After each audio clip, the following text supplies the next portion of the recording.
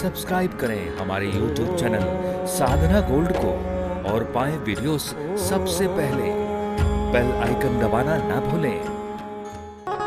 एक बार नारद जी बड़े सुंदर भाव से पृथ्वी के तीर्थों का भ्रमण करने आए। पृथ्वी के तीर्थों का भ्रमण करने, और भ्रमण करते करते करते करते करते करते पूरा सब कुछ देखा, तो दर्शन भी किया तीर्थों का, लेकिन बहुत सारी बातें उनके जीवन में बड़ी कष्टप्रद बीत रही। उन्होंने ऐसी ऐसी स्थितियां देखी जिनको देखकर उन्हें काफी दुख हो रहा था। तो उस समय ऐसी स्थिति में श्री नारद जी अपनी यात्रा की गति को करते करते हर एक क्षेत्र, जिसे आज वृंदावन कहते हैं, वहां पहुंचे। तो वहां क्या देखा? यमुना जी के पुलीन पर, यमुना जी के तट पर एक युवती, एक युवा स्त्री रो रही है, विलाप कर रही है। उसके विलाप को देखा तो श्री नारद जी ने सोचा कुछ गड़बड़ है। अब हजारों लोग उसकी सेवा में, भाई चुप हो जाओ, नहीं हो रही। आकाश मार्ग से नारद जी नीचे उतर के देखते हैं तो अकेली वो नहीं है, उसकी गोद में दो बालक लेटे हुए हैं, दो पुरुष लेटे हुए हैं, और उनके होने से वो रो रही है। अब ऐसा क्या है उनके अंदर जो वो रो पड़ी? उसके जीवन में दिक्कत हो गई, क्योंकि वो अस्वस्थ हो गए हैं, वो वृद्ध हो गए हैं। उनका नाम है ज्ञान और वैराग्य, वो उसके पुत्र हैं। तो उन्होंने पूछा कि आखिर तुम क्यों रो रही हो? बोला, आपके दर्शन कर लिए संत प्रवर, मुझे लगता है कि अब मेरा रोना बंद हो जाएगा। मैंने सुना है संतों के दर्शन अगर स्वप्न में भी हो जाएं तो जीवन का कल्याण होता है, बड़ा शुभ होता है वो दर्शन। मेरी विपत्ति में आप साक्षात मेरे सामने हैं, मेरा कल्याण कीजिए। और तब श्री नारद जी ने पूछा, उसने बताया, अपना परिचय दिया। मैं द्रविड़ देश में पैदा हुई, कर्नाटक में बड़ी बड़ी, और बताते बताते बोलते गुर्जर प्रांत पहुंची। तब जाकर हम जर्जर हो गए, अस्वस्थ हो गए, वृद्ध हो गए।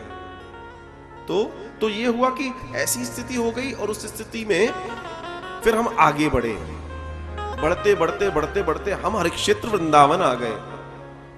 यहां आकर मैं तो युवा हो गई, लेकिन मेरे पुत्र ज्ञान और वैराग्य अभी तक अस्वस्थ है। वृंदावन आकर सबकी भक्ति युवा हो जाती है, सबकी दवाइयां छूट जाती हैं, सबकी लग्जरियां खत्म हो जाती हैं। जो 4 कदम घर में नहीं चल पाते, वो मटक मटक के भैया हमारी परिक्रमा पूरी हो गई, जय हो। कौन देता है ताकत?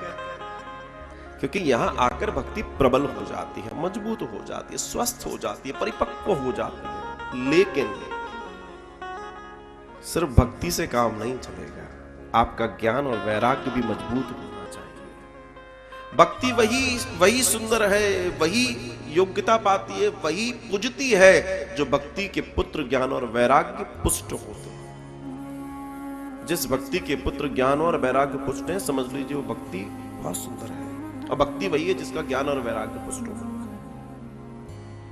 तब उसने कहा, मेरे ये पुत्र ज्ञान और वैराग्य, तो अपने ज्ञान वैराग्य को भी पुष्ट कर लीजिए, वरना आपकी भक्ति के साथ अन्याय हो सकता है, और हो रहा है कई लोगों के साथ। जो भक्ति रोती है, भटकती है, धोखे खाती है, उन भक्तियों के साथ क्या, उनका ज्ञान और वैराग्य पुष्ट नहीं है। बड़ी कड़वी बात है, और इसलिए समस्या है। मां रो रही है अपने बेटों की स्थिति को प्रगाढ़ करने के लिए। पूरा समाज खड़ा है कि देवी मत रो, मगर एक मां का हृदय तो मां का हृदय है। अपने बेटों के लिए तड़प रही, मेरे बेटों को कोई सही कर दे, हे संत आप आए हो, आप सही कर दो मेरे बच्चों को। श्री नारद जी कहते हैं, अब मैं भी कोशिश करता हूं। श्री नारद जी अपने तप से, अपने ज्ञान से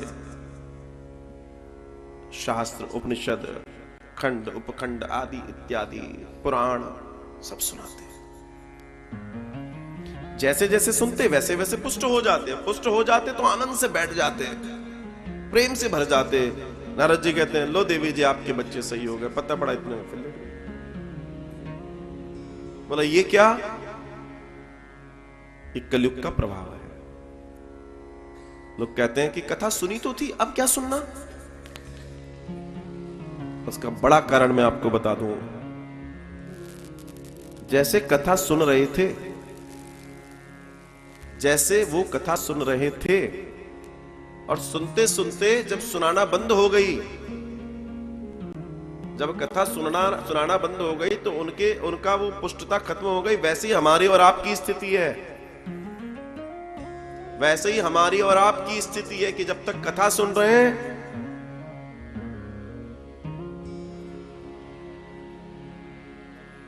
बात तो चौकी कहो महाराज जी, थे तो बिल्कुल चौकी बात कहो।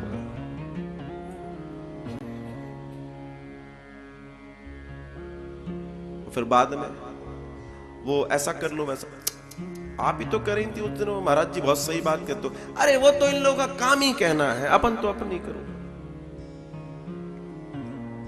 दो स्थितियां हो जाती हैं, कथा के बाद, कथा के पहले। इसलिए निरंतर कथा और सत्संग में रहिए। कलयुग की माया बड़ी प्रभावी है, और ये प्रभाव सबके जीवन पर प्रभाव डालता है। इसका मतलब ये नहीं है कि आपका जीवन कोई सोने का या किसी का चांदी का या किसी का या किसी का है।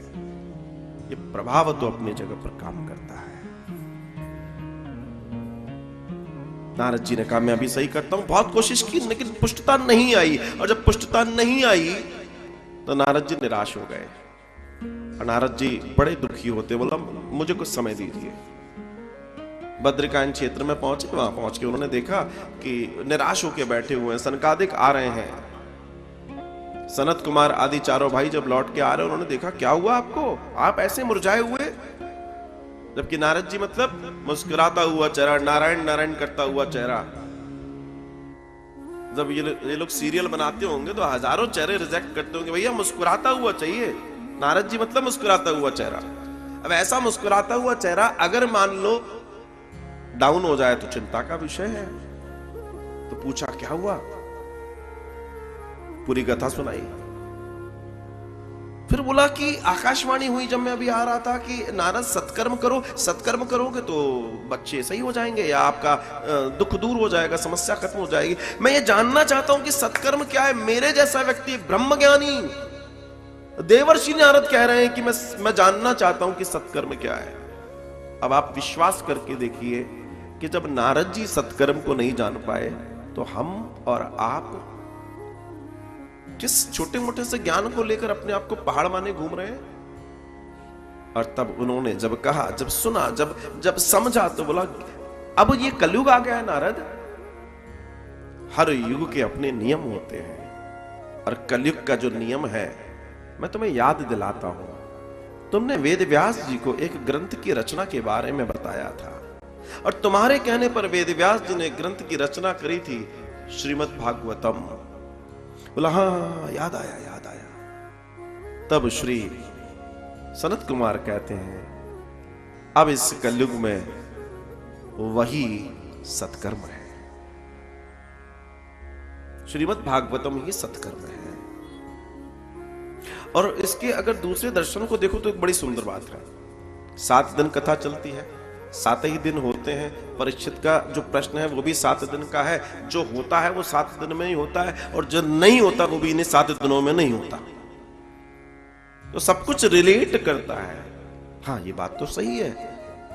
तो ये कथा 7 दिन की, सबके जीवन के कल्याण की कथा, सबके जीवन के उद्धार की कथा। तब श्री नारद जी से कहा कि आप एक काम करें, ये कथा हम आपको सुनाएंगे उनके कल्याण के लिए। आप देखिए ये एक और बड़ा जोड़ है इस कथा में कि कथा कोई सुन रहा है, कल्याण किसी का हो रहा है। मतलब हमारे यहाँ का साइंस ही इतना स्ट्रांग है कि जिसके नाम का संकल्प लिया उसी के नाम का हिसाब किताब बनेगा। बोला आप उनके लिए, बोला हाँ उनके लिए चाहता हूं। बोला हो जाएगा, 7 दिन बैठना पड़ेगा। नारद जी बोलते क्या 7 दिन? एक घड़ी से ज्यादा कहीं ठहर नहीं सकता, ठहर जाऊंगा तो जयराम जी की हो जाएगी। बोला आप चिंता मत करो, एक कथा ही ऐसी है, पापियों को पाप से है तार। बोला कोई पाप काम नहीं करेगा अगर आप कथा सुनेंगे तो। कोई श्राप काम नहीं करेगा अगर आप कथा सुनेंगे तो।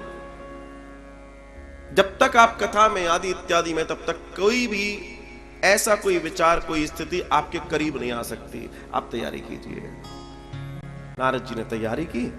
7 दिन के लिए व्यास स्वरूप में सनत कुमार चारों भाई आते हैं। मंगलाचरण आरंभ हुआ और यूं ही मंगलाचरण आरंभ हुआ बड़े प्रेम और भाव से। यहां वहां हरिद्वार में आनंद तट नाम की कोई जगह, जहां वो लोग बैठे कथा करने, वहां से श्लोकों की ध्वनि यहां तक पहुंची है। यहां वृंदावन यमुना जी के पुलीन पर, गंगा जी के पुलीन से यमुना जी के पुलीन पर पहुंची। और उन बच्चों के कान में जैसे ही बस वो मंगलाचरण गया, वो पुष्ट होके खड़े हो गए और मां से कहते हैं, मां चलो। कहां? जिस दिशा से ये आनंदमयी ध्वनि आ रही है। और श्री भक्ति महारानी अपने दोनों पुत्रों को लेकर बड़े प्रेम और भाव से चल पड़ी कथा सुनने। भक्ति महारानी वहां पहुंची, बच्चे स्वस्थ हो गए, आनंद से भर गए और उनके जीवन में कल्याण और आनंद हो गया। हम भी अगर अपनी भक्ति को, अपने ज्ञान को, अपने वैराग्य को पुष्ट करना चाहते हो तो हम भागवत का सहारा लेकर अपनी स्थिति को सुदृढ़ कर सकते हैं, क्योंकि वहां जाकर भक्ति को साक्षात कृष्ण के दर्शन हुए थे। भगवान श्री कृष्ण अपने पार्षदों के साथ, प्रहलाद भी थे, अर्जुन भी थे, सब वहां नाच रहे थे। भक्ति ने जब प्रणाम किया अपने पुत्रों के साथ में, ध्यान रखना भगवान को प्रणाम किसके साथ करना है? ज्ञान और वैराग्य के साथ।